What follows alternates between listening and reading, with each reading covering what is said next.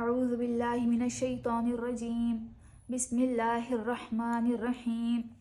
ومن الناس من يتخذ من دون الله اندادا يحبونهم كحب الله والذین آمنوا اشد حبا للہ ولو يرى الذين ظلموا اذ يرون العذاب ان القوة لله جميعا وان الله شديد العذاب اذ تبرأ الذين اتبعوا من الذين اتبعوا ورأوا العذاب وتقطعت بهم الأسباب وقال الذين اتبعوا لو أن لنا كرة فنتبرأ منهم كما تبرأوا منا كذلك يريهم الله أعمالهم حسرات عليهم وما هم بخارجين من النار.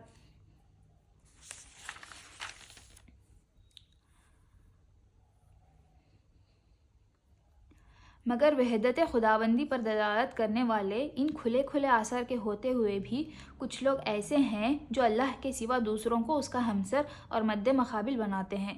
اور ان کے ایسے گرویدہ ہیں جیسے اللہ کے ساتھ گرویدگی ہونی چاہیے، حالانکہ ایمان رکھنے والے لوگ سب سے بڑھ کر اللہ کو محبوب رکھتے ہیں۔ کاش جو عذاب کو سامنے دیکھ کر انہیں سوجنے والا ہے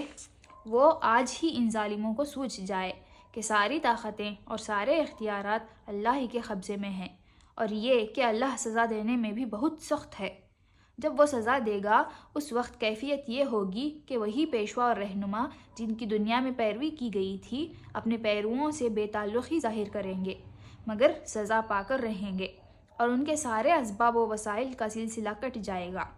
اور وہ لوگ جو دنیا میں ان کی پیروی کرتے تھے کہیں گے کہ کاش ہم کو پھر ایک موقع دیا جاتا تو جس طرح آج یہ ہم سے بیزاری ظاہر کر رہے ہیں ہم ان سے بیزار ہو کر دکھا دیتے۔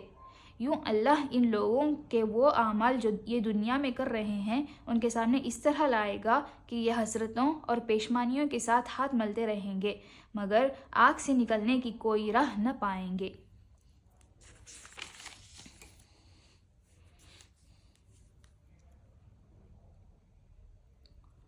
کچھ لوگ ایسے ہیں جو اللہ کے سوا دوسروں کو اس کا ہمسر اور مد مقابل بناتے ہیں،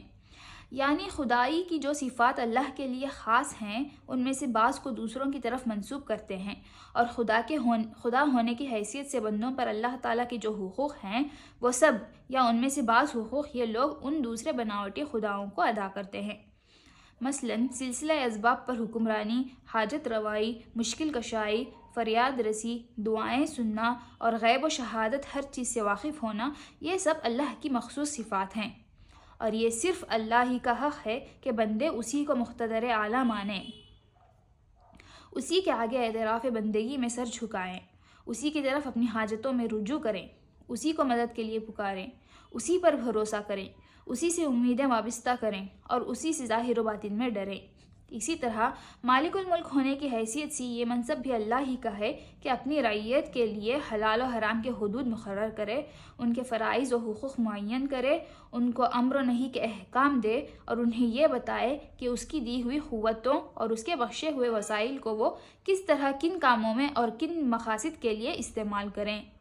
اور یہ صرف اللہ کا حق ہے کہ بندے اس کی حاکمیت تسلیم کریں، اس کے حکم کو منبع قانون مانیں، اسی کو امر و نہی کا مختار سمجھیں، اپنی زندگی کے معاملات میں اس کے فرمان کو فیصلہ کن قرار دیں اور ہدایت و رہنمائی کے لیے اسی کی طرف رجوع کریں۔ جو شخص خدا کی ان صفات میں سے کسی صفت کو بھی کسی دوسرے کی طرف منسوب کرتا ہے اور اس کے ان حقوق میں سے کوئی ایک حق بھی کسی دوسرے کو دیتا ہے وہ دراصل اسے خدا کا مد مقابل اور ہمسر بناتا ہے، اور اسی طرح جو شخص یا جو ادارہ ان صفات میں سے کسی صفت کا مدعی ہو اور ان حقوق میں سے کسی حق کا انسانوں سے مطالبہ کرتا ہو وہ بھی دراصل خدا کا مد مقابل اور ہمسر بنتا ہے، خواہ زبان سے خدائی کا دعویٰ کرے یا نہ کرے۔